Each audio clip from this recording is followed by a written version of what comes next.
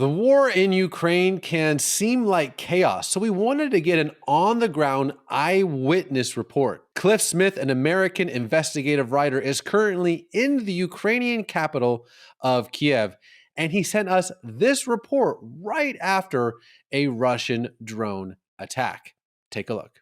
Just tonight, though, an hour after the talks between Donald Trump and Vladimir Putin, the skies around me in Kyiv started to light up. There were explosions. You could hear them all over town. And this was the sound of Ukrainian air defense knocking down Russian drones that were attacking Kyiv shortly after Vladimir Putin proposed a 30-day ceasefire on energy infrastructure for both countries. Now, this was plainly self-serving. The Ukrainians had doing a good job of hitting Russian infrastructure in an attempt to stop their assault on Ukraine.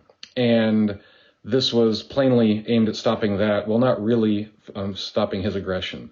Needless to say, when an hour or so after proposing a part of a ceasefire, you're launching attack drones at the capital of the other country that is, you are not doing anything I would call working toward peace.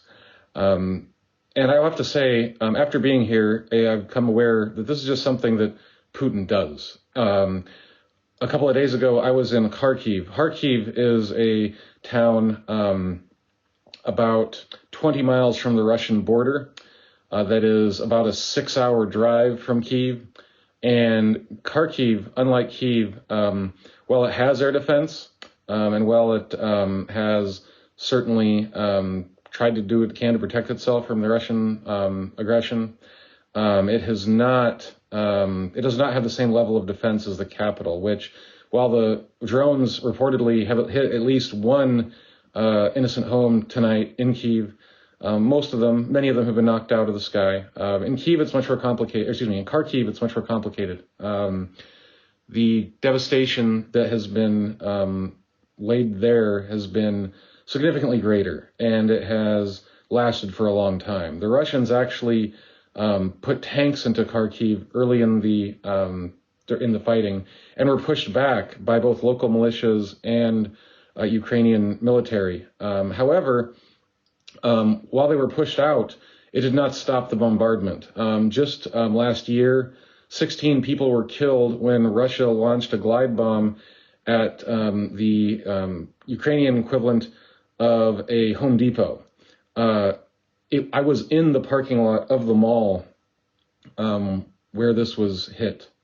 And a huge mall was literally feet from this facility where they was completely destroyed and killed 16 people in the process. The evidence of shelling of Kharkiv was everywhere. Windows across the entire city. I would say probably half the windows of the entire city are gone.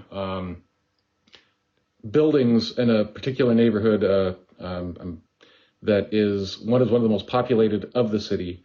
Roughly 500,000 people lived there. Huge chunks of giant apartment buildings were now completely uninhabited based on Russian shelling. I am in my hotel in Kyiv. I don't know how well you can see outside here, just the lights out there. Right now, there is nothing happening, best I can see or hear. But within the past hour, the skies were lighting up with the sounds of drones coming in and air defense shooting it down.